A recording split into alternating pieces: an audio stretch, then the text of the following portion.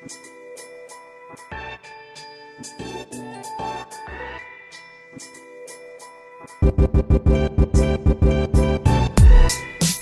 episode of the podcast is sponsored by our friends at Wizarding Days, Five Wives Vodka, Market Source Real Estate, and The Melting Pot. We're going to be telling you more about them throughout this episode. All right, let's welcome everybody out today to a brand new episode of I Am Salt Lake Podcast. If this is your very first time listening to us and you're like, what is this podcast I found? Well, this podcast is all about showcasing awesome people right here in Salt Lake City. We're talking to musicians, authors, business owners, restaurant owners, breweries, distilleries. I think you guys get the idea. We're talking to anybody that might have a cool story to share. So I want to welcome everybody out to episode 367. My name is Chris, and I am here with my awesome co-host, Christina. She's sitting across the table. How are you doing over there? I'm doing fantastic. How are you doing? Hanging in there. I'm actually really excited for this episode today. So we got to talk with Elikqitie from the Travel Gluten-Free podcast, which was really fun because we've talked about doing a gluten-free episode for a while. And we got to find out all about the rad places in Salt Lake City that are gluten-free and, you know, kind of like how she lives gluten-free, basically. Great podcast episode. Like Christina said, I've been wanting to do this for a while. I've been gluten-free for probably closer to 4 years now. So it was really great to bring Elikqitie in. Like we mentioned in this conversation, we met her at a podcast conference in Philadelphia. Yeah, just randomly. That's what I love about this podcast community is how it pulls people together. Anyway, we're recording today right in beautiful downtown Salt Lake City in our podcast studio. We're located in the back of Empire Merchandise. Empire Merchandise is located at 680 South State Street. Now, not only does Empire have an amazing selection of vape juice and vape accessories, but this is where you can get your very own I Am Salt Lake podcast t-shirt. So come on in, pick up a t-shirt, support the podcast. And don't forget, you can always visit us online at our website at iamsaltlake.com. This is where you can dig through the entire catalog of back episodes and find any podcast episode you want to listen to. And you can also actually get your own I Am Salt Lake t-shirt right there. Just click the shop tab. Hey, before we get into this conversation with Elikqitie, let's talk about one of our awesome sponsors, Market Source Real Estate. Hey, I know there's a lot of listeners. You're looking to move to Salt Lake City, right? And you're like, I don't know who to contact. I don't know who to even talk to. Market Source Real Estate is who you want to go hit up. Jeremy and Monique, great people over there at Market Source Real Estate. If you love the charm and character of old homes, you need to contact them. Yeah, because for the past 17 years, these guys have been specializing in helping people buy and sell homes in the Sugar House and the greater Salt Lake area. They have a background of flipping houses, and they've owned almost 24 homes themselves, so they know all the ins and outs of these older homes. Also, if you're looking to sell your home, Market Source Real Estate, they specialize in helping sellers update or repair their homes to increase the value and make the sellers some more money. So if you're looking to buy a home or if you're looking to sell a home, contact Monique and Jeremy over at Market Source Real Estate. Their info can be found at thinksaltlakecity.com or give them a call at 801-810-6773. And of course, many thanks to Market Source Real Estate for sponsoring this episode of the podcast. Let's jump into that conversation that we had with Elikqitie when she came and sat down with us in our podcast studio to share her story. Thank you so much for listening. Enjoy. Let's get going. You ready to go, Chrissy? I think volumes sound good. We'll get chatting before we lose all this fun stuff to talk about. That's true. I always have fun stuff to talk about. Now, have you heard us start the shows this way? Is what did your childhood smell like? Have you heard us ask that question? What did yours smell like, Elikqitie? Oh, wow.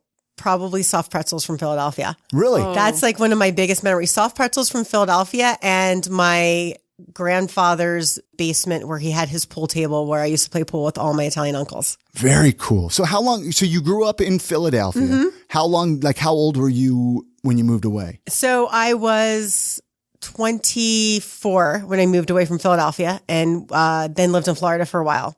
Whereabouts in Florida? 45 minutes northeast of Walt Disney World. So my children had seen everything you could probably see at Walt Disney World.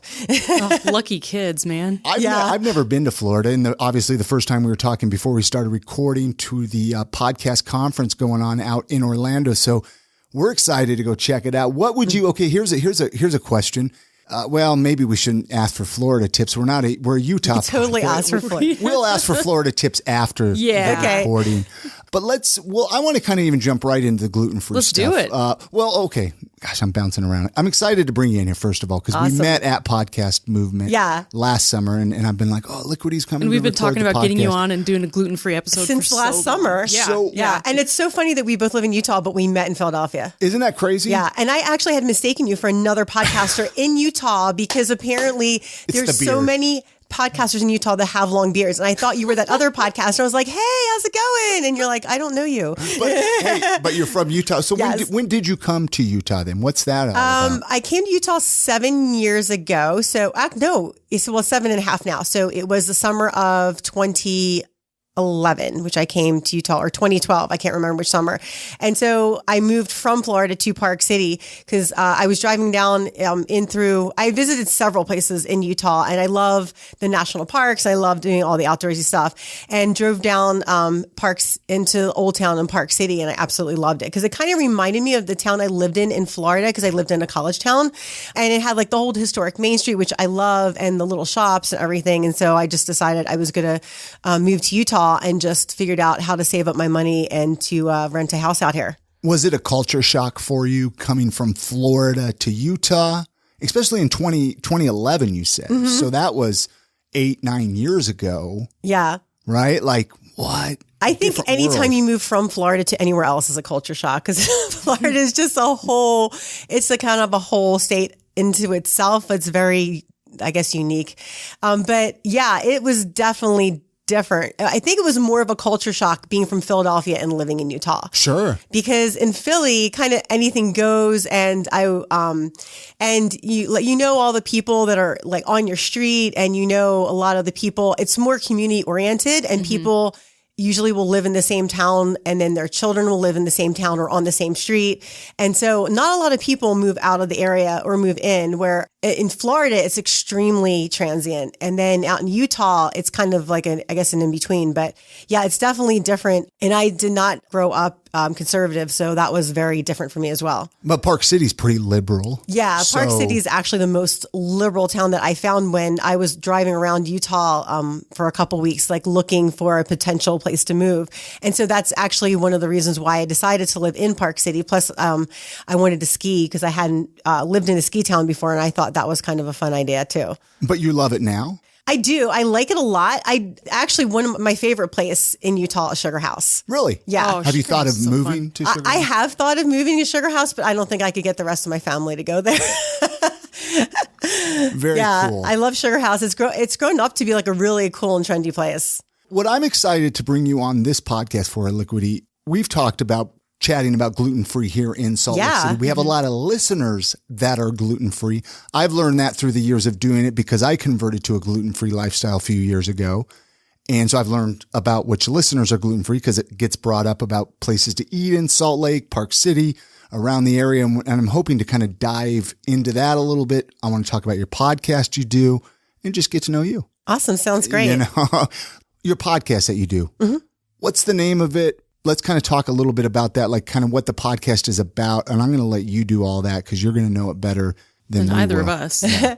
Well, before I talk about my podcast, I want to congratulate you guys on winning that Utah award for your podcast. That is awesome. Thanks. So hats off to you guys. That is really great. And you guys deserve it. I love your podcast. It's really thank good. You. So my podcast is called Travel Gluten Free Podcast. The reason why I started my podcast was because, I'm celiac. And then I found out my daughter was celiac. She was celiac at 16. And then, from doing some research, found out the celiac disease is actually it has a genetic component. And my dad passed away from the cancer you get if you have celiac disease, but you don't follow the diet. But he didn't know he was celiac, and he was always diagnosed with IBS, or irritable bowel syndrome. If he had known, he would have definitely switched his diet, and he'd probably still be here today. But one of the reasons why I do my podcast, and let me back up a second. So my podcast is all about how to live a gluten-free lifestyle with more fun and ease, and how to travel while you're gluten-free. Because doing it at home is obviously a lot easier than when you're out on the road, because being out on the road, food is so unpredictable. As you know, even with any diet outside of just eating a normal American diet is really hard to do when you're out on the road. So one of the reasons I decided to do the Travel Gluten Free podcast is because I see people that are celiac, and there's all different ranges of symptoms with celiac disease. Like some people just get a stomach ache. Like I get sick for hours and then I'm sick for days after that. And there's other symptoms like muscle pain and things like that. But some people who are celiacs don't get a lot of bad symptoms. Like I get really bad symptoms, but my daughter doesn't. And so if you don't get really bad symptoms, you tend to cheat more. And the more you cheat, the more you're damaging your whole digestive system. And that can lead to getting a lot of these really fatal cancers from celiac disease. And so I feel like if I do this podcast and I help somebody who doesn't get really bad symptoms stay on their diet a little bit more, I feel like I'm helping our community be more healthier and be more just comfortable with leading a gluten-free lifestyle, because there are times, and I get really sick from eating any kind of gluten. So I have a very, very big incentive to stay away from gluten. But the people who don't will tend to cheat more often, and it really does damage your small intestine really badly. And when it damages your small intestine, you can't absorb any minerals or vitamins. And so that leads to all sorts of other complications. So I think that if people listen to my podcast and find out where are the places you can go to eat gluten-free and how you can travel and be gluten-free, and it doesn't have to be horrible and your gluten-free food doesn't have to taste bad, then I think if I do that, and I'm hoping to like maybe help or save some people from going down that route of kind of cheating because they feel like they're missing out, or they feel like, oh, I can cheat because I don't have a lot of horrible symptoms. And so that's the main reason why I do my podcast, is to help people in our gluten-free community do better and enjoy their life being gluten-free, instead of having to go through their life thinking, oh, I'm always missing out, or I'm always being deprived of the food that I like and I want to eat. Now, when were you diagnosed celiac then? How long? That was about 2.5 years ago, but I've been gluten intolerant for longer than that. I found out by accident because I was doing this adrenal reset diet, and the one part of the adrenal reset diet is to eliminate all allergens, all the major allergens. So I did that, and I found out that every time I introduced anything with gluten back in my diet, I started feeling really sick. And then the second thing I noticed was that, hey, when I'm not eating gluten, I don't have to drink ginger tea all the time because I'm not always feeling sick, because I was always feeling sick before. And I thought, oh, it's just like work stress or like whatever, because as we know, like being moms and I was a full-time teacher is pretty stressful. So I thought it was just stress. And I realized that when I wasn't eating gluten, that I didn't have that issue. And so you're like, this is amazing. Right. I want to keep eating this way. Right, exactly. Because the thing with being gluten-free is you have to kind of have a change of mind of eating. And so it's not about, oh, I'm missing out on these things. You have to really look at, hey, what can I eat and this is how I want to eat, because I want my body to be healthy and I want my body to feel good. And I want to have a lot of energy and I don't want to feel sick all the time. So you have to look at it from that point of view. And actually, if you look at our food spectrum that we eat, most things are gluten-free. So it's not that you're actually missing out on a lot. And there are some places you can actually go that have exclusive gluten-free items on their menu as well. Now, you went to an actual doctor to get tested for celiac? Yes. Because see, I did that too, and it came back negative. And I'm like, well, then why does gluten bother me? And why do when I eliminate it, I feel better? So I just stayed completely away from it. Yeah. So there's actually 3 different types of gluten issues you can have. One is a gluten allergy, which means like when you eat it, you'll break out in hives or have like an allergic reaction. And that one is also pretty common. That's different from celiac disease. And there's also a gluten intolerance, which is probably, and I'm not a medical doctor. Yeah, no, I know. But gluten intolerance just means you eat it and you don't feel good because your body doesn't digest it very well. And then there's celiac disease, and that's actually an autoimmune disease, which I and my daughter have. And that means that every time you eat gluten, your body, your immune system thinks it's an actual like germ or bacteria or something it's not supposed to be in your body, and it will attack a certain part of your body. So the way we found out my daughter had celiac was because she was 16 and her knee had swelled up like a grapefruit and she was limping around on it for months. And we got her all these tests. And one of my friends who's a pediatric cardiologist said, take her to a rheumatologist and get her tested. And I told the rheumatologist it has to be something she's eating, because we went through all this other testing and eliminated everything else. And when she tested, they use a new test now, but the old test, the scale was 0 to 15. And when my daughter Aaliyah tested, she tested at 122. So she was way off the scale. Wait, out of 0 to 15, she was 122? Yeah. Wow. Yeah. And so she ended up, her knee was bothering her because she had secondary arthritis from having celiac disease, because that secondary arthritis was a autoimmune related issue. Oh man, poor kid. Yeah. So some people have some people have diabetes as a secondary from celiac disease. So there is actually a whole gamut of other autoimmune diseases you can get from having celiac if you don't modify your diet. Interesting. Yeah. Now, when you found out you were gluten-free, was it wasn't a surprise for you, it sounds like, or was it a surprise? It actually was a surprise for me because I had grown up in a big Italian family. So we were a lot of pasta. Oh, Pasta. yeah. And then you had pretzels everywhere that I just keep thinking about pretzels now. Soft pretzels, tasty cakes, which if you're not from the Northeast, they're like kind of like, they're like little Debbie's, but they're way better. Like if you have not had a tasty cake and you can totally eat a tasty cake and eat an eclair pie tasty cake. There's my favorites. But tasty cakes, soft pretzels, I mean, you name it. If it was made with wheat, I would eat it. So it was a surprise for me because I'm like, I've been eating it all these years. And why is it all of a sudden it bothers me? And you can get celiac disease well into your 40s. So that's not super uncommon. And then when my daughter tested celiac, and then I put 2 and 2 together and then thought about the symptoms my dad had, then it made sense. You were bummed though. I mean, I'm sure when you found out you got it, and you're like, I can't eat any of these anymore. Right. How did you get past that? Like, I'm even trying to maybe say someone's listening and they're struggling. All of a sudden they found out, hey, I was diagnosed celiac, or I know I'm gluten intolerant. Let's give them a little bit of hope here, right? That it is possible to be happy and gluten-free. Right. It totally is. And one of the things, so when I initially found out, I was like, I can't eat anything that I like. And you really can. And the thing is with celiac disease or gluten intolerance, the one thing it does is it makes you creative. So you have to be creative in that you have to like go out and research places to find, or you have to know the tools to have to find gluten-free restaurants. But your world is definitely not over. I can assure you that. You definitely have to be more creative, and you have to know what to look for. For example, on my episode 10, I interviewed Jason Elmore, and he has an app, and a lot of people don't know about this app. And if you're gluten-free, you definitely need to get it. It's called Find Me Gluten-Free. Oh, great app. Yeah, we love that app. Okay, you guys use that? Oh, yeah. Yeah. So it's amazing. If you're gluten-free, it works anywhere in the world. And the great thing about this app, one of the great things about this app is you can find gluten-free restaurants by location to you, and it also tells you if the restaurant is celiac friendly.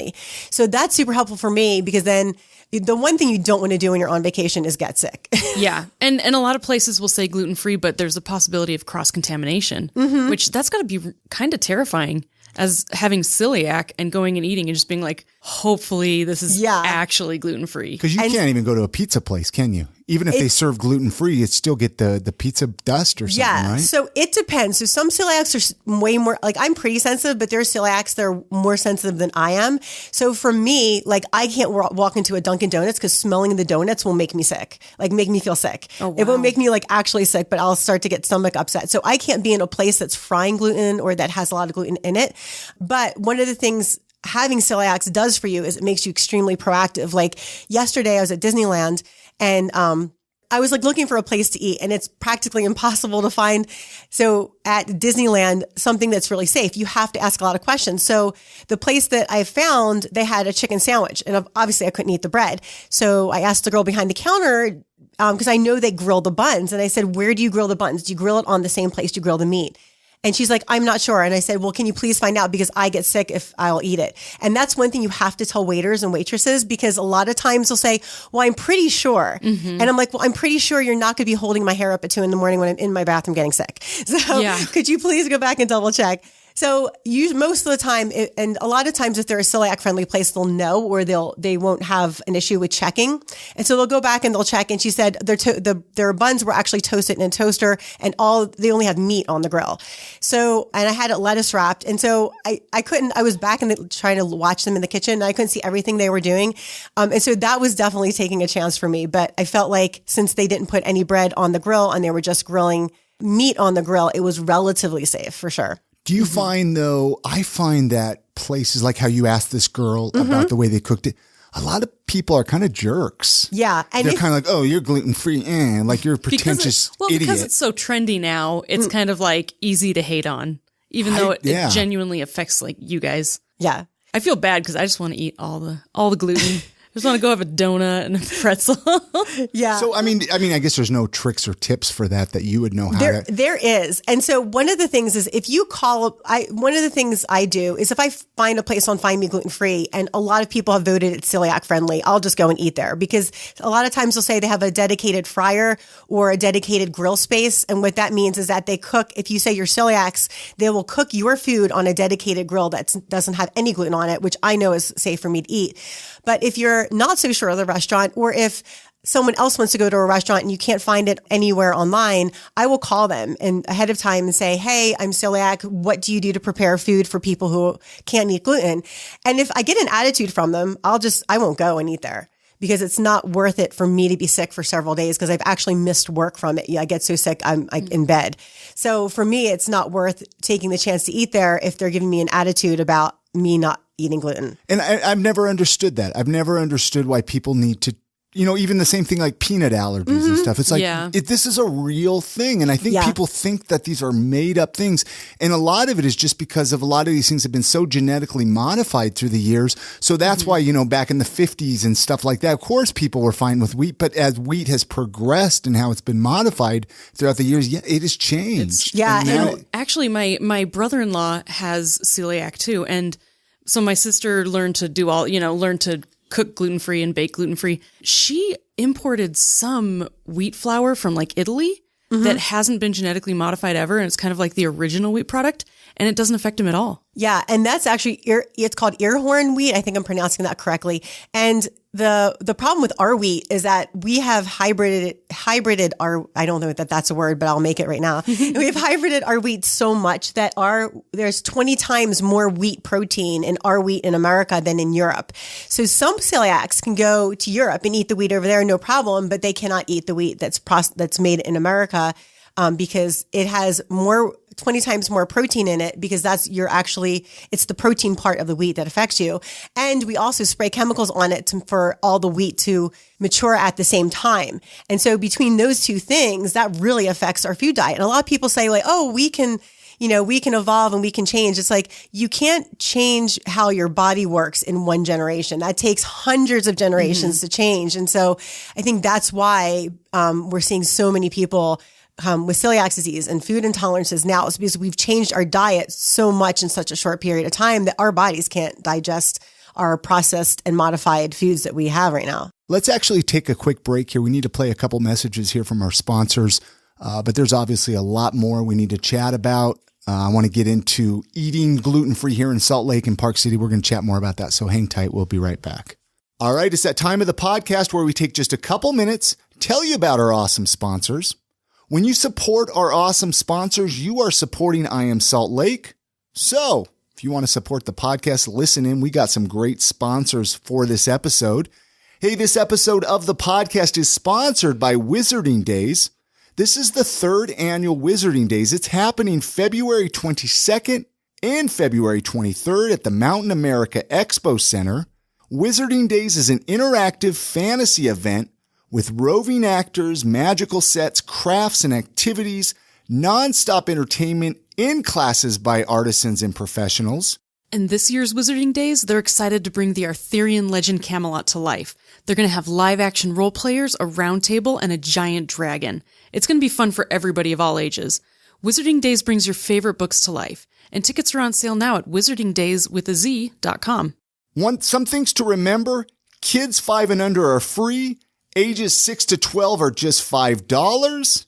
Hours, Friday, February 22nd, 1 to 8 o'clock, 8 p.m. Saturday, February 23rd, 10 to 8 p.m. VIP passes get in an hour early, and you get a collectible wristband. Again, their website, wizardingdays.com. That's days with a Z. Go check it out. Grab your tickets. Pick them up early. And many thanks to Wizarding Days for sponsoring this episode of the podcast.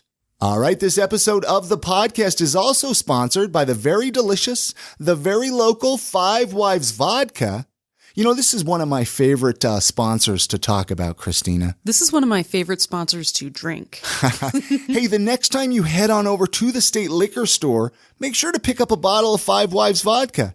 The next time you head over to your local bar, ask for Five Wives Vodka by name. Let's make Five Wives Vodka the official I Am Salt Lake drink. I think it already is. I think so too. I mean, it's definitely my official drink. They have 3 different flavors. We're going to tell you about them. They have the original. This is one I like. It's just the original Five Wives Vodka. It's made from Utah Mountain spring water.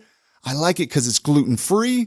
The spring is hidden in beautiful Ogden Canyon. It's inaccessible by vehicle, so it's really cool to watch them hike this stuff out 5 gallons at a time. Yeah, and I also want to throw in there that they have released a potato vodka too. Oh, yeah. So they technically, is that technically a flavor or just like another really good? I think it's just another way that they're distilling it. So you need to try out the potato vodka too, because we've tried both of them and they're fantastic.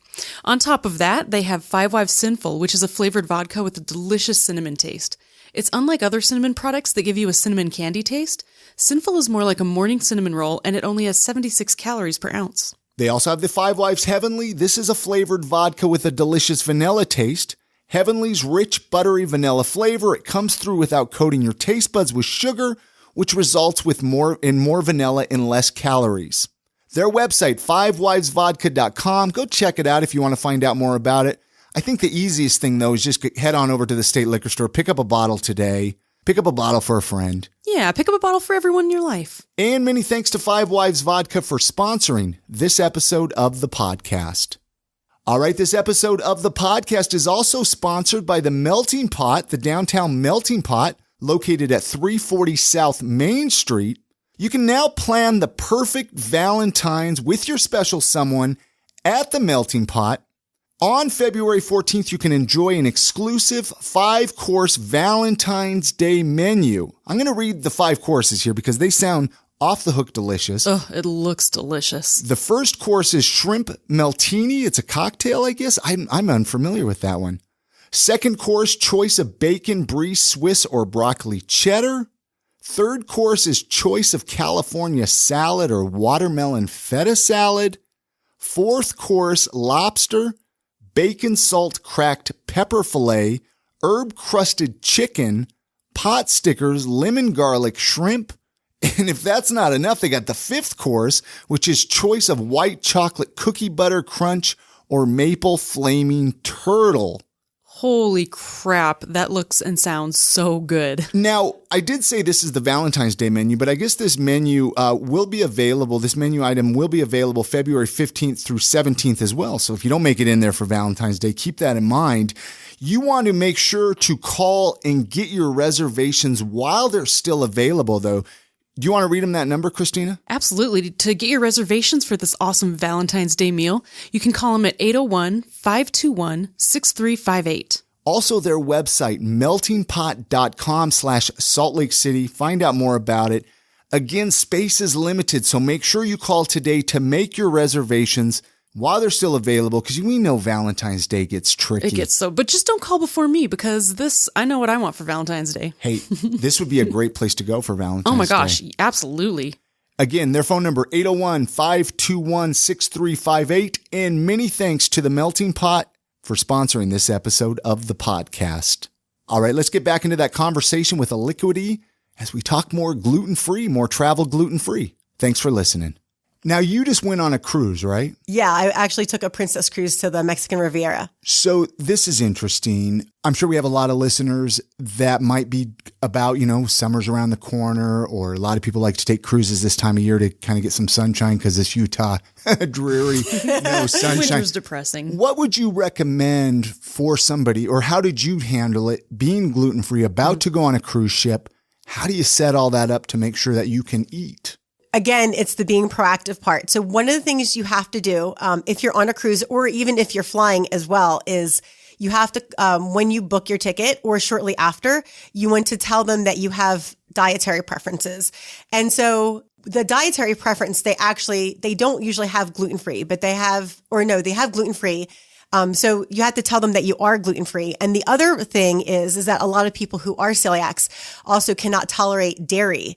because your system is already inflamed from the celiacs, and dairy just inflames it more. So it's not the actual dairy that hurts you, but it's that you're already inflamed. And so dairy can be inflammatory if you already have an issue. But the interesting thing is a lot of celiacs I've talked to said they can eat goat or sheep cheese because it's a little bit of a different protein than cow protein. So I can't do cow dairy, but I can do sheep and goat. And so on the cruise account, when I sign up for a ticket, I say I'm gluten-free, and I also say I'm lactose-free, even though I'm not lactose-free, because lactose is the milk sugar. It's the milk protein. It's the casein that bothers you if you're celiacs. So I just say lactose-free. And then in the notes, I put that I'm casein-free, that I cannot have any kind of cow dairy. And then, so you have to tell them that ahead of time on the form. The second thing you want to do is you want to call the cruise line that you're cruising with, and you want to tell them that you are gluten-free to make sure that they have that on there. Because sometimes you'll type it in and for some reason it doesn't get to whoever is in the cruise. So you want to call them to verify that they do have that on your account, that you are, and it will be specific for you. So when I traveled with my girlfriend this summer, I called them and said, I'm gluten-free. And they said, is anyone else in your party gluten-free? I'm like, no, everybody else is fine. So you want to call them and make sure. Then when you get to the cruise, you want to, it's best to pick one dining room and go there every night. That way the maitre d' at that dining room knows who you are. So by the end of the week, you're pretty good friends. I actually have a picture of me and the group that we sat with, because we met some other Canadians, and 2 out of the 4 Canadians were also celiac, which was pretty crazy. And we sat together like every night for dinner. And so our maitre d' knew when he came over to our table, it was like, we call it the celiac table because half of us were celiac. So going to the same restaurant every night helps, because then your maitre d' automatically knows, and that makes less of a chance for someone to mess up on your order. So let the maitre d' know as soon as you get on board. And then when you get there, you have to remind tell your waiter that you do have a food issue and that you have a dietary restriction. Yes, a dietary restriction, and that you have to tell them exactly what you can't eat. And so they will go through the menu with you and help you either modify something or pick out something that is gluten-free. And most things they can make gluten-free now, which is really nice. Some things they can't, like beef Wellington, that's something they can't make gluten-free because the pastry they don't have any gluten-free pastry. They will modify the food for you. And then what you do is at the end of your dinner, they'll give you if they don't give you a menu, ask for one, and then you pre-order your dinner for the night before. So if they have to make any modifications on it, you're not waiting for your food. Like I was on one cruise line, the one I went with my girlfriend this past summer. And even though I pre-ordered the night before, I got my dinner like a half an hour after she got hers. Oh, wow. Yeah. Which is like, this is kind of crazy. And so obviously I wasn't going to make my friend wait for me to get my food to eat hers, but it kind of makes you feel left out when you're not eating with everybody else. Mm-hmm. So the cruise line I went on this time, which did an excellent job of providing gluten-free, was Princess Cruise Lines. And I had no issue whatsoever. I didn't get sick all week. But you do have to do all of those steps. And to make sure, because you're going to get different waiters because they seat you in a different area, let them know what food sensitivities you have, even if it's not gluten. And then when you get the food, you double check. You say, this is gluten-free, correct? And they said, yes, this is the gluten-free dish. Because sometimes they will accidentally give you someone else's dish. Or like I had happen at one place, someone gave me bread and I asked the server, this is gluten-free bread. And he said, yes. And luckily I hadn't started eating it because the waitress came over and she goes, he gave you the wrong bread. Oh my gosh. And that was actually at a conference I had been to a couple years ago in Philadelphia. So I'm so glad I didn't dive into the bread, because usually I love bread and I'll just dive into the bread. So yeah. And I found out from the maitre d' that I had, whose name was Joseph at Princess, that Princess makes all of their own gluten-free bread. Wow. And it was really, really good. And so me and the other, one girl I got along with, that we sat at the table every night, we're like, hey, can we get like 10 pieces of that gluten-free bread?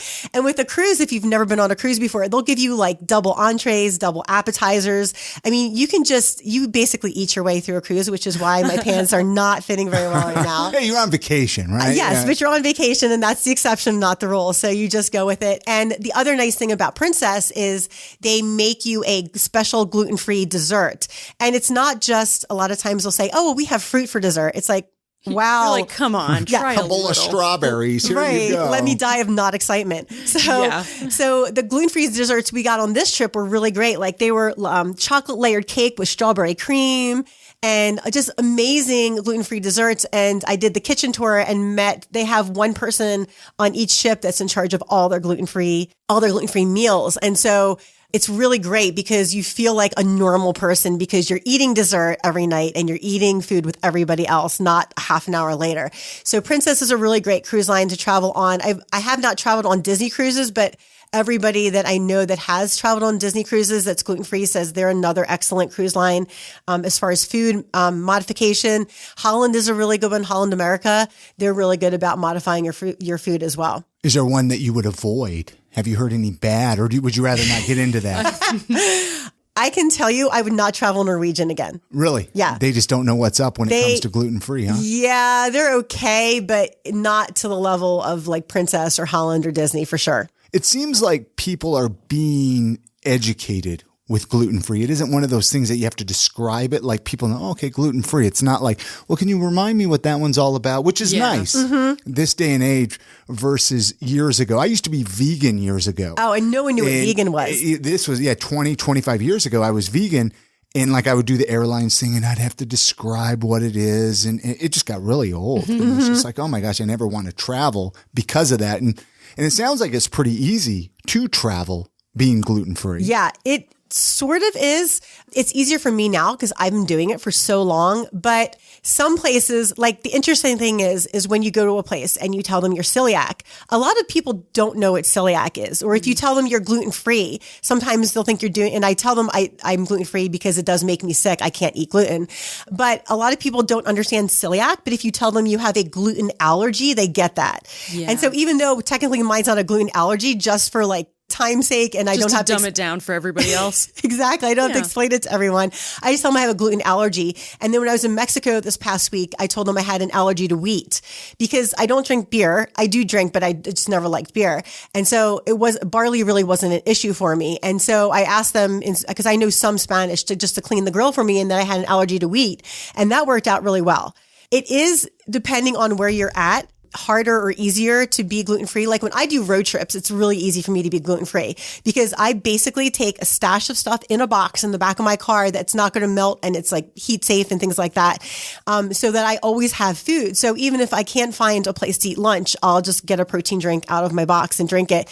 And of course, it's not like a great, a vacation lunch. But when you're road tripping, you kind of have to make that exception that you're not always going to eat out at a restaurant when you're gluten-free and it makes you sick. So I just carry food with me that I know I can eat. That way I don't have to worry about being sick on the road, because the only thing that's worse than being sick on a vacation is being sick on a road trip vacation because you have to drive and be in the car all day. Oh my gosh. And yes. I'm sure you also start to learn the chain restaurants that do kind of cater to the gluten-free lifestyle. Is there one, as much as, I mean, we obviously like to spotlight the mom and pop places, but what are some good, like well-known chains that are probably somebody's best options? Yeah. And that's actually really important because I'm definitely more of a locals eating place. But when you travel, there are definitely places that when you're on the road, it's going to be easier to find because they are chain places and you know they're safe. So one example is Chick-fil-A. And you would think, I know, it's really surprising. Yeah, that is surprising actually. Because a lot of their menu is breaded, but if you get the grilled chicken, they only cook grilled chicken on their grill, and their oils they cook their French fries in, and their fried chicken is different. So it's not that they do that because they're trying to be allergen friendly. They actually just do that because that's, for some reason, I guess maybe it changes the flavor or something. But I can actually eat French fries from Chick-fil-A and they're safe because I know they only make French fries in that fryer. That's awesome. Yeah. Yeah. So that's really great. So another one that's really good is Jersey Mike's subs. Okay. And you would think, I would never think that Jersey Mike's, because it's a sub place, but what happened with Jersey Mike's is that it's a chain restaurant, but it's individually owned. And so someone who owned a Jersey Mike's, his daughter was celiac, and he asked the corporation if he could try doing gluten-free and see how it would work. And it actually worked out really well. And so what Jersey Mike's does is when they make your subs is they actually wipe everything down, change their gloves, wipe down the countertops. So I have eaten, and they actually have gluten-free bread. And gluten-free bread, let me tell you, if you go to a restaurant and they have gluten-free bread, that usually 9 out of 10 times means they're very aware of gluten-free, because that's like a really specialty thing is when you go out and eat gluten-free bread. And that's a real treat. So Jersey Mike's subs, I can actually get a sub, just like I used to get back in the Northeast. And a sub, if you're from anywhere else other than the Northeast, is a hoagie. A hoagie. Yeah, hoagie in the Northeast. So when I said sub, I'm like, what is that? And they're like, oh, it's a hoagie. And a sub is way different from a hoagie. But Jersey Mike's makes a really good sub. And I've eaten there several times on the road and I've never gotten sick, even though they have bread all over their facility. So that's another great fast food place. Jimmy John's does a really good lettuce wrap. And if you tell them you have a wheat allergy, they will change gloves, wipe down the surface of their area. Astro Burgers is another one. I believe they also do gluten-free buns, but they're really celiac friendly. Lettuce wraps, though. You can get your burger and lettuce, yeah. Yeah. And Core Life Eatery. And if you didn't know this, I just found this out about a year ago. Core Life Eatery they're not considered a dedicated gluten-free facility because that means there's no gluten in their facility whatsoever. They do offer regular bread, but all of their menu items are gluten-free. So as a celiac, it's a huge treat for me to be able to go into Core Life Eatery and able to order anything on their menu and know that everything is safe. And so I've eaten there several times and they have lots of really good different types. They have like rice bowls and other really good proteins like ahi tuna and things like that. And they will even modify your meal to make it so like if you have a peanut allergy, like they always ask you, it's okay to put sesame seeds on this? Can we put almonds on this for you? And the other cool thing about Core Life that I really love is that they tell you where they source all of their food from. So that if it's something that's corn, but it's corn that has been made at a factory that also manufactures wheat-based products, it will tell you that in the menu. So if you have like a super allergy to something or you're extremely sensitive, you'll know which things you can't eat. And that is super helpful because then that means, okay, I know I can eat this, but I can't eat this. So that's really helpful when you're trying to make up your mind and what to order on the menu. Very cool. Any other chains? Or I guess you could probably go all day, huh? Those are the chains that I know that I've eaten at that are safe. I know there are other chains that you can eat at.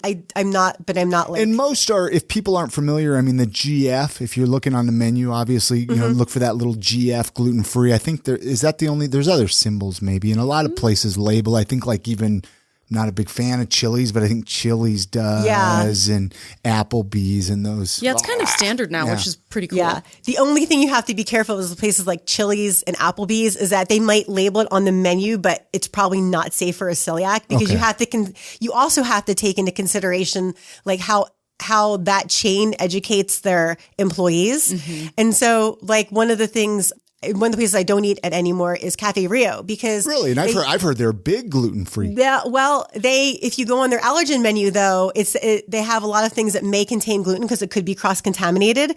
So for me, it's just too much of a. If I was gluten intolerant and I wasn't celiac and didn't get sick, it would probably be fine. But since I'm celiac, and I do get so sick from it, for me that's not a risk I'm willing to take. I understand. Yeah, so you have to definitely be careful on which restaurants you pick and how they educate their staff as well.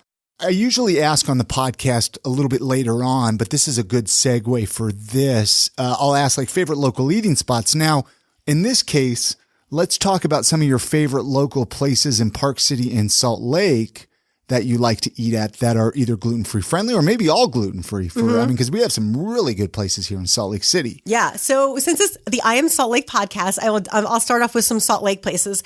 And I actually have a lot of these on my episode 22. So if someone wants to go back and listen, definitely check out my episode 22. And they're it's all about local? All local Salt Lake places that I like to eat. Yeah. And so one of my favorite places, which I just discovered about a year and a half ago, is called Oh My. And you may have eaten there. Oh, yeah. It's in is so good. Yeah. Oh My is amazing. And they do a really good job of gluten-free. And so Oh My, Joy Luck, which I was really surprised because I think that's a chain. I'm not sure if that's a chain place. I know there's more than one of them. It's Asian, I know there's right? one in Sandy. Yes.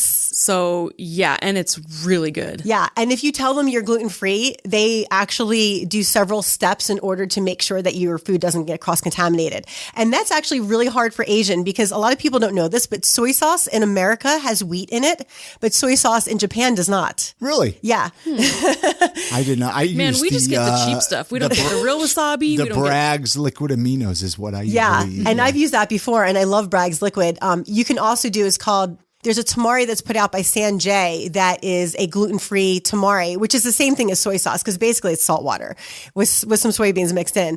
But so yeah, you can do that. A couple places in Sugar House I absolutely love. Somi Vietnamese Bistro, if you've eaten there, and also Pho Thin, which is in Sugar House. And I've also been at PF Chang's at airports. Well, actually, that's more of a chain place at airports and locally. And I've never had an issue with any of those. Tsunami Restaurant and Sushi Bar does a really good job. And a newer place I've also discovered, if you like Indian food, and this is actually Indian and Nepali cuisine, is Kathmandu. They have one down the street from the Costco at 1818, and then they also have one in Brickyard Plaza, I believe. And they make awesome food. And every time I go there, you can just ask the waiters which one is gluten-free, and they will tell you which ones that you can eat. And they know that you can't eat the fried items, so they specifically tell you can eat this, this, and this on the menu. And I've never gotten sick eating there. I've eaten there a bunch of times as well. There's one by, it's like 700 East and 200 South, right by the Sprouts, Jed's Barbershop and stuff right there. And I think, is that a newer one? Wow, I think it's been there a minute. Okay. Yeah, I don't know. Yeah, anyway, I just figured I'd say that too for our listeners to know that there's a Kathmandu there. Yeah, because I just saw that one last week, but I hadn't noticed it before. But some other ones I really like in Salt Lake are Zest Kitchen, which is which is a classic. Yes, and it's actually a dedicated gluten-free facility, so they don't have any gluten. So you can eat anything off their menu.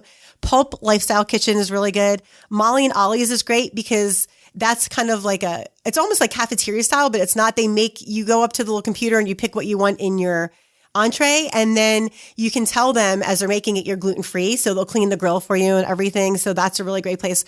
Whole Foods is kind of a no-brainer because everything is labeled at Whole Foods. The Original Pancake House actually does make gluten-free pancakes too. Yes. I've had them a few times when we first started dating. We used to go there like after a heavy night of drinking. Like, all right, let's go soak up some of that. Let's go get some of those gluten-free pancakes. Yeah. Lazy Day Cafe, which is right off of, I think it's 3300. It's right across the street from the REI and the Savers and the climbing gym. They actually make the only place I know I can get this, they make gluten-free Eggs Benedict, which is the only place I know I can get gluten-free Eggs Benedict at Lazy Day Cafe. They also have gluten-free bread, so they're very gluten-free friendly. And then Mill Creek Cafe and Egg Works.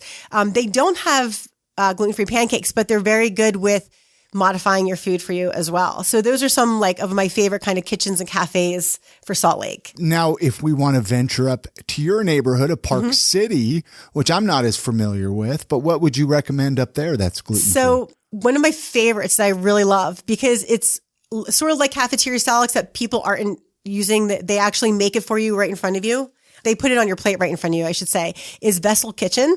And that's in the Junction area. So if you're not familiar with Park City has two areas. We have the Junction area, which is the newer area of Park City where more of the housing developments are. And then we have Old Town, which is what most people are familiar with, which has the historic downtown area.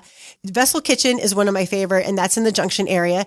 They not only have gluten-free, but they have vegan and vegetarian options as well, which is really awesome. There's Element Kitchen and Bakery, which is coming up. Well, you guys it would have already been published by now. So Element Kitchen and Bakery is kind of in between Old Town and the newer part of town, and they are dedicated gluten-free. So you can get takeout, like you can go and just grab stuff out of their fridge for takeout. They have amazing desserts.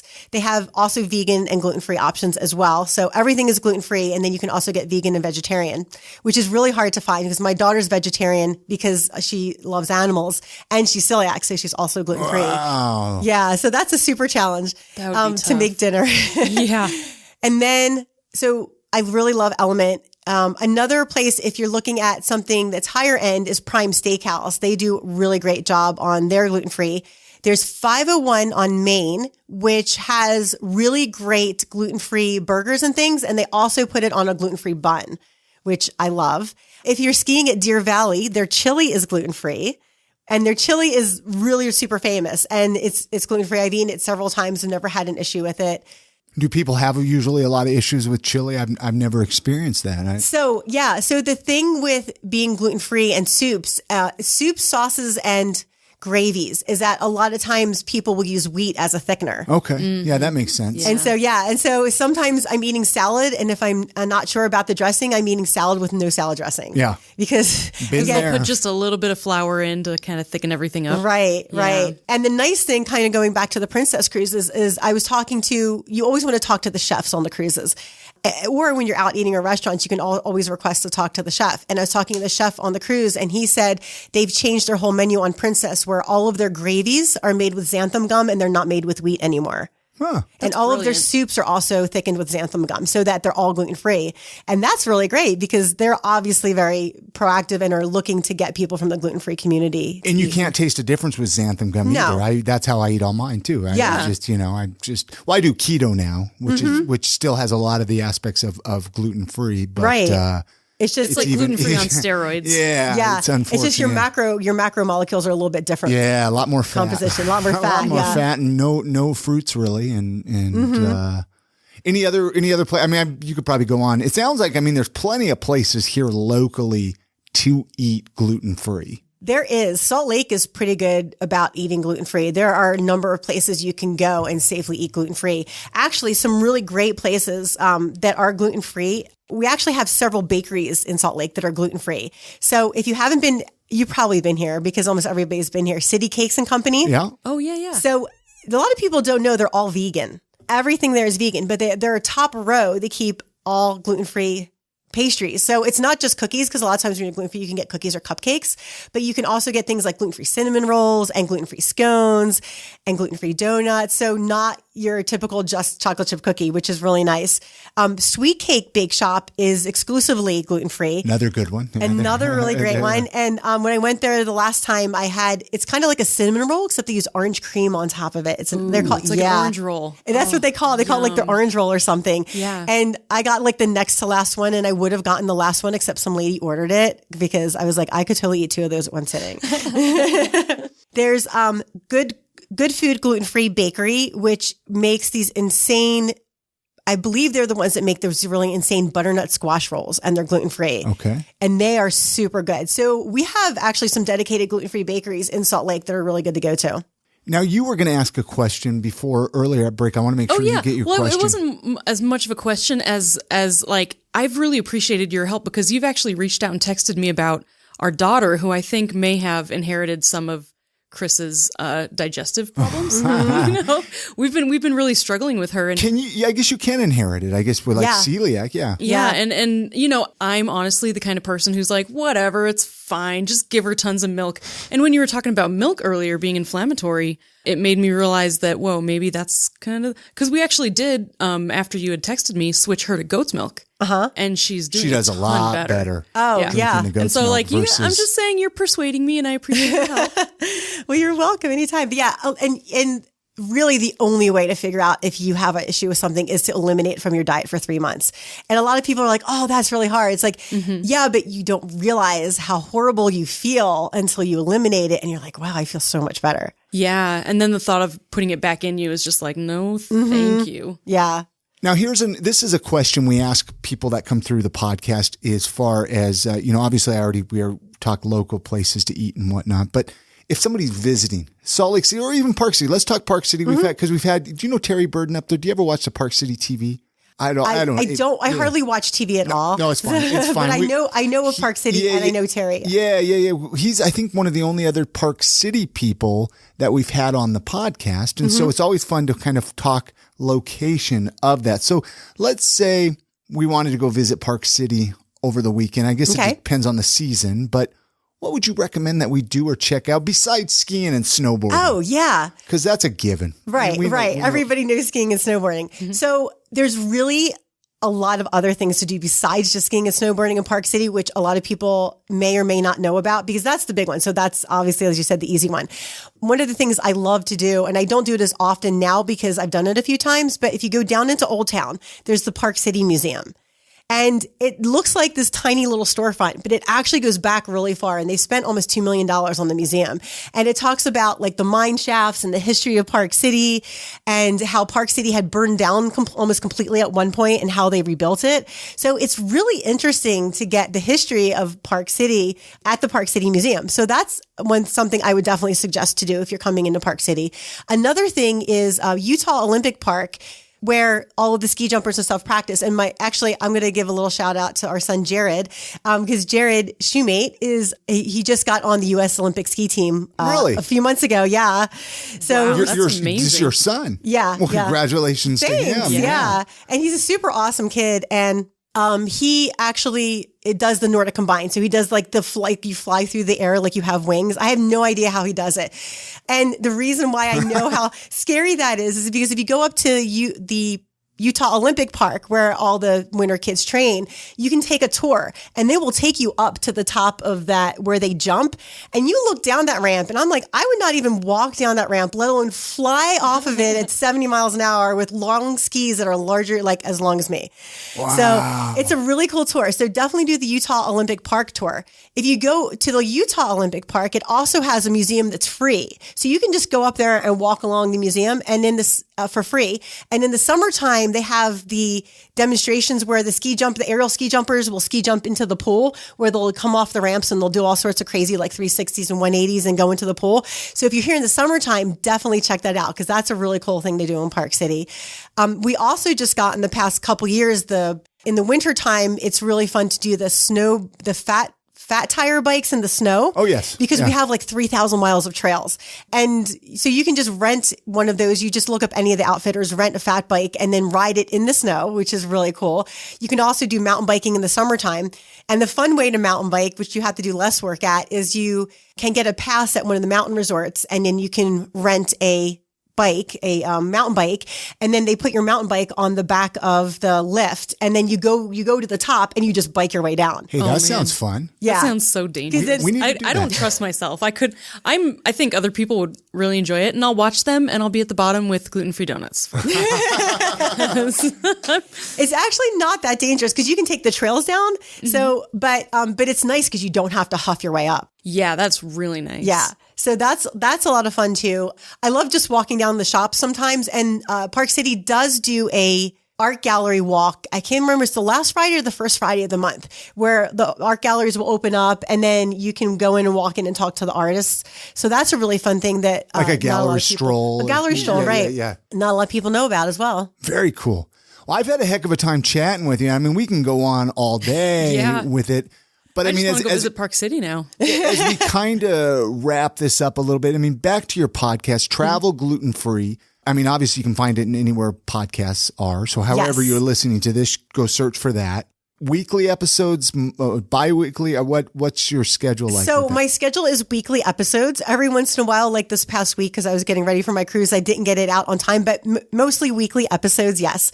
And if you want to find me on social media or find me anywhere, if you just search for the hashtag TravelGFme, you will find me on all the different social media platforms. And I'm a big Instagrammer. So if you actually tag me on Instagram with one of your photos, I'll mention you in one of my podcasts. Very cool. I actually heard that. I was listening to one of your episodes today. I found it on Alexa. I was like, I wonder if she's on Alexa. And I played it, and Lucy actually went, she had a party. Your intro music, she was dancing her brains out. She loves it was music. Amazing. That's awesome. But that's a really cool thing that you do is you give your listeners a shout out for tagging you. Mm-hmm. That's a good idea. Yeah. Well, we get a lot of people that are moving to Utah that find I Am Salt Lake, right? And so I want them, I mean, they could reach out to you, right? If they have any questions, or am I kind of opening up a gate? No, absolutely. I always tell people if you want to reach out to me, that's perfectly fine. Just go in through my website, which is travelglutenfreepodcast.com, and then hit me up on the contact form and just say, hey, I'm coming to Salt Lake or I'm coming to Park City. Like, what would you suggest for restaurants? And I will give you a list. Just let me know like what type of restaurants you're looking for, because there are a lot of restaurants in Salt Lake and Park City. So that can like narrow it down, because if you're only here for a week, you don't want like 27 restaurants to go eat at. But yeah, no, totally. If anybody has any questions about gluten-free Salt Lake or Park City or traveling gluten-free, go to travelglutenfreepodcast.com and hit me up on my contact form, and I will totally get in touch with you. Christina always has a question that she ends the show with. Was there anything that you wanted to bring up before we close this out, Elikqitie? Because you've given your contact information, all that good stuff. I don't know if there was a subject or something that you were like, I wanted to say this. I think we got it all. Yeah, I mean, and you know, your podcast and all that good stuff, and I'll have all those links at iamsaltlake.com with this episode too, so people can go there and check it out. But it's a cool podcast. I enjoy it. You. So I suggest all of our listeners to go check it out, download it, listen to a few episodes. Episode 22, like you said, is all about a lot of the Salt Lake City and Park City eating places. Oh, there is one other thing. So my podcast, when I do a gluten-free about a place like gluten-free Philadelphia or gluten-free Salt Lake, what I usually do is I divide it up into 3 different podcasts. So one podcast is about fun things to do in the area. And then another podcast is about eating gluten-free in that area. And then the third podcast will feature a gluten-free restaurant from that area. Very cool. Yeah. So That's even really if you cool. don't eat gluten-free, if you're just looking for fun things to do, definitely check out my podcast because I have different episodes on fun things to do in that area. Very cool. I'm going to let you ask your final question there. Alrighty. If you could leave our listeners with one piece of life advice, what would it be? Eat gluten-free. It's actually not that. So I guess my one piece of life advice would be think about the paradigm you're living in and then reflect on it and see if you need to change it to make your life feel better. I like that. Yeah. I'm going to actually implement that into my own life. So, I'm going to write that on the bathroom mirror. well, thank you so much. I always tell people, let's catch up down the road, find out what you're doing, find out the cool new gluten-free places to eat in the area. And, Thanks so much for coming on. Oh, thanks for having me. And when I met you guys in Philadelphia last year, I was so stoked to meet you guys. I was so excited to come on your podcast. So this is really great. And you guys have to come over to my place for dinner. we will. That'd be fun. It will be gluten-free, but it will taste really good. And I will still have like dessert. gluten-free. Let's do it. Many thanks again to Elikqitie for joining us on this episode of the podcast. All the links to connect with Elikqitie can be found on our website at iamsaltlake.com/367. All right. It's the first episode of the month, and I know a few of you knows what that means. That means we got to give a little bit of love to our Patreon supporters. These are just some listeners of the podcast that are like, I love you guys. I want to throw on over $1 or $2. You can find out more about becoming a Patreon supporter at patreon.com/iamsaltlake. And I just want to read, we got some great supporters here, Christina, that I want to give some recognition to. John Miller, Todd Bjorkland, Tim Heron, Wendy Jo Bradshaw. We had her on the podcast, actually, from Wild West Wendy, the Vippy Mouse story. The Ute Daddy Lawn Process, Thelma Rother, Nicole Davison, Alex Santee, Riley Padilla, Brandon Hill from Mountain Standard Time Marketing, Will Dugdale, Jared Aguilar, Brittany Hemingway, Jeff Hadfield, Michael Beck, Eric Tomorrow, Jeff Hatt. Man, we got a lot of good supporters. We got good people. Sana, TW, Alan Martindale, Nick Naylor, Brett Schmidt, 3 Irons SLC, Nikki Line from over in New Zealand, Michelle Stevens Williams, Margaret from over at Dirt in Your Skirt podcast, Christopher A. Heiser, and Jay Chambers. Dude, thank you guys. If you want to get your name on that list, you can do it for as little as $1 a month. Become a Patreon supporter, patreon.com/iamsaltlake. We have links in the show notes for every episode. It would mean a lot. It's a lot of funds to keep this show going, keep the lights going, new equipment. In between sponsors and Patreon supporters, we can do it keep here. the lights on. Hey, weekly recommendations. It's totally weekly recommendation time. You know what, though? Hopefully. Do we need some intro music? I feel like we need a little intro music, but hopefully people are paying attention a little bit to this. I don't know. Maybe we're just talking to the wind. Hey, and if we are, we're having fun. But so who cares? every week, every episode, Christina and we give a recommendation, something that, outside of a sponsor, we're not getting paid by any of these people, but just something that that we're just enjoying this week. So there was a podcast that I was recently on called GoalLink. It's GoALINK. Just search for it in whatever podcast app you're listening to this show. And it was like episode 13. Mm-hmm.